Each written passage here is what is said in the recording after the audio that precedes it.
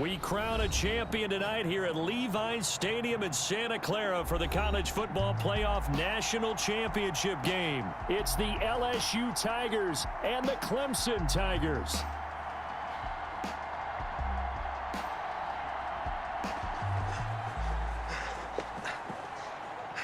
You okay, son? Yeah, Coach, I just...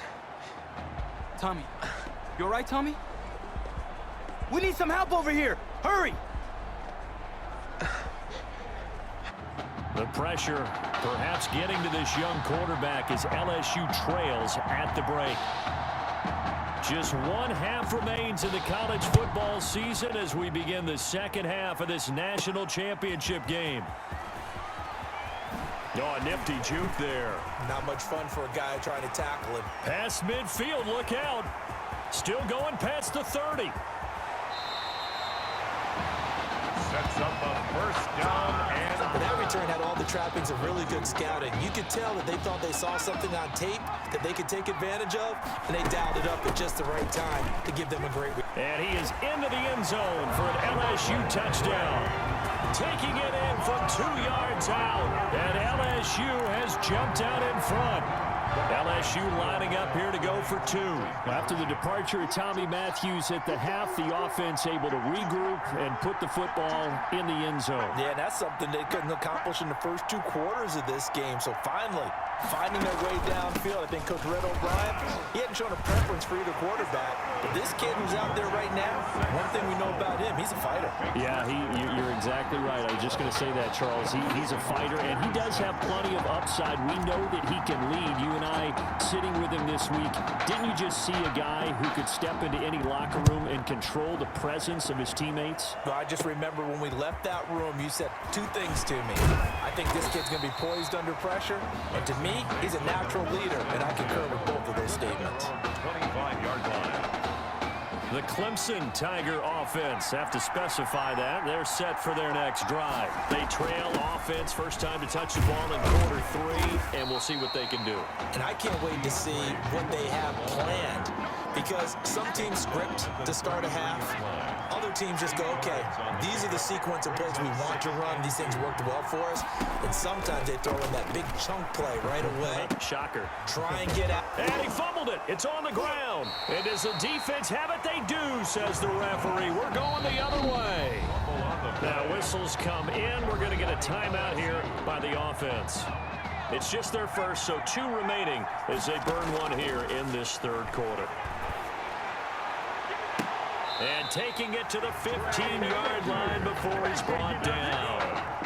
Give him 19 there as the drive marches forward. First and 10 at the 15-yard line. Now they'll throw here out of the gun. And incomplete, a drop there in the middle third of the field. That'll bring up second down. Well, he certainly did a nice job improvising there, extending the play, hoping someone would come open downfield, but they never did. A second down pass play there, but it's incomplete. Intended for number 50. And the timing a bit off that time as that one falls to the ground. So back-to-back incompletions, and that has him staring at a 3rd and 10. This is caught. And he will take this in. Touchdown, LSU. A 15-yard touchdown grab. And LSU adds on to their advantage. Well, since he's come into the game at quarterback, 2 trips into the end zone, and this offense starting to look remarkably relaxed. I love that description because it's evident to me, and it's evident to everyone watching, and now everyone's getting the memo. He's not a backup. He's played just as much as Matthews has this season. Yeah, that's the thing, Charles. There's the old adage of if you have 2 quarterbacks, you have none. Well, I think they're taking that script and throwing it right out the window because they're saying we've got 2 quarterbacks, and we like them both. I love the way you just said that. Not in this case does the old adage hold up. I think we've got a new one. They feel like they've got 2 good quarterbacks, and the offense should respond no matter who's on the field. Exactly.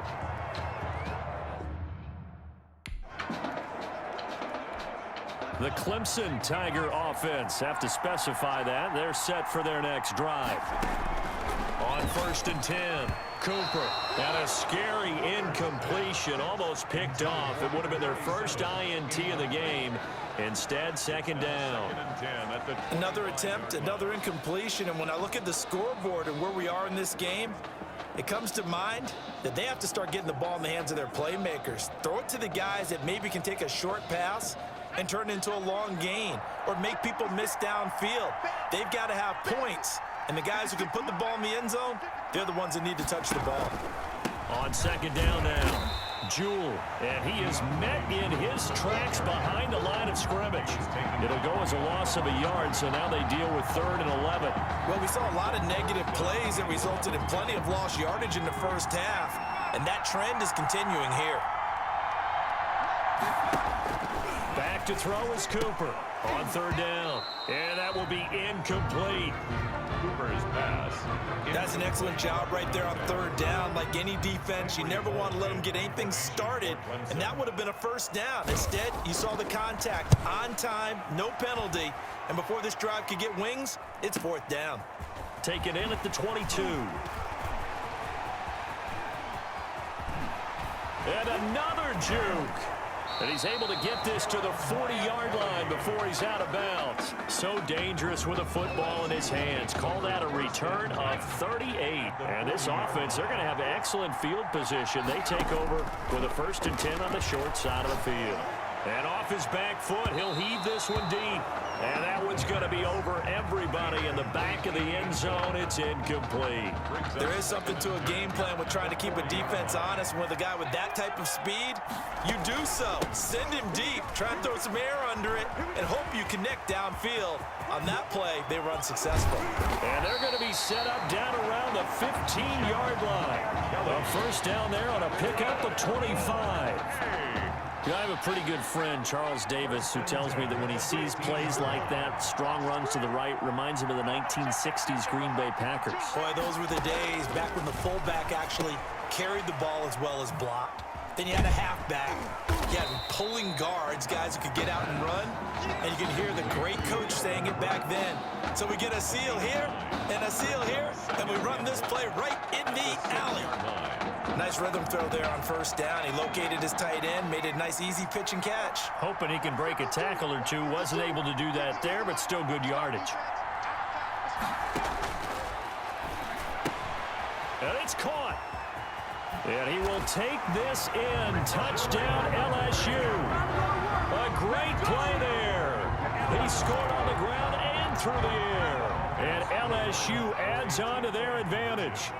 Remember, Charles, with Tommy Matthews under center, they weren't able to get the ball into the end zone. They had a single field goal, but he exits the game at half. And this offense since then, they've been on fire. That's the 3rd touchdown in this 2nd half. Yeah, I'm sorry I jumped in there on you there, partner, but you're exactly right. I was thinking the same thing you were. On fire. 3rd touchdown in the 2nd half.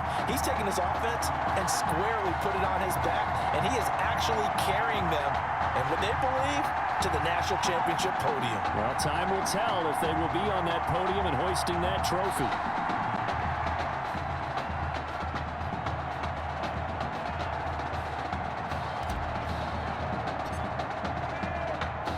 After the touchdown, the LSU Tigers kick team out there to send this one away.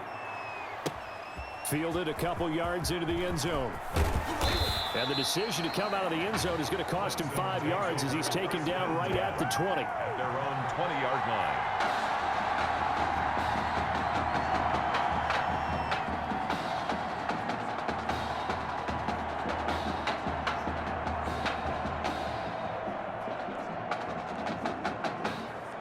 The Clemson Tiger offense, have to specify that. They're set for their next drive. These guys had to punt last time. It has not been a very fruitful game offensively thus far. They haven't even made a trip to the red zone. And I know that everyone's going crazy on that sideline because that drives you berserk to come off the field, not really move the ball well. As you said, not even get to the red zone, let alone, not even put points on the board. They've got to just take a deep breath, relax, try and figure out what is working, and call more of that. From the 22, Cooper toward the left sideline, but it's incomplete. A lot of times it's that first read that you have. Maybe you get it in pre-snap, and he locked in on his target, but he was covered quite well, and that one's incomplete. This offense in desperate need of a conversion as they come up on third down. Oh, a ball batted in the air, and now it's intercepted. He's picked off at his own 47. Personal foul. Face mask. Defense. Man, why are we doing this? So that flag will cost him 15. And it doesn't matter anymore how you get the face mask. Any part of it, that's going to be 15 yards. Dancing to his left. He's going to take off with it. And he showed off the athletic juke. Good little gain there. Not a whole lot of real estate, but a nice carry. They brought the blitz that time, and I thought they were going to get to him, but instead, he flipped it on its ear and ended up picking up positive yardage. I thought he was dead to rights, but you are exactly correct, sir. Able to turn that into a positive gain. They get only a yard there. Now it's 3rd and goal. A gain of 1 yard on the play. It's now 3rd and goal. And that is caught. It's an LSU touchdown. A 2-yard touchdown grab. And LSU adds on to their advantage. You get down near the goal line, this is where having a sure-handed tight end becomes a luxury, and it pays off big time, especially when the defense sells out against the run, and he finds himself open for an easy touchdown. And he is into the end zone to bump the lead up 2 more. But I guess when you're hot, you're hot. I mean, I would just go ahead and take the extra point and move on, but apparently they've got something to prove. Almost feels like something was said this week, and they wanted to make sure that they laid it on them in this game. Taken from about the 12. And he won't quite make it to the 25. Clemson takes over 1st and 10 at their own 24-yard line.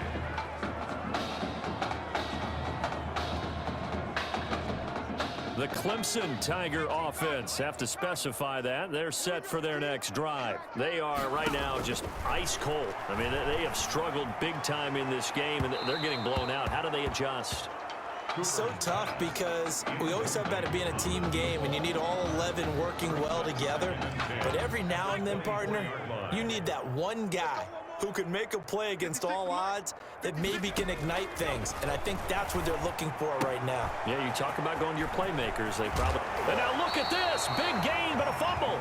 But this will get out of bounds, so possession will stay the same. Well, obviously, you never want to fumble, but if you do, good to be towards the sideline and saves them the possession. Saves the embarrassment, saves it going down on the play sheet as a turnover.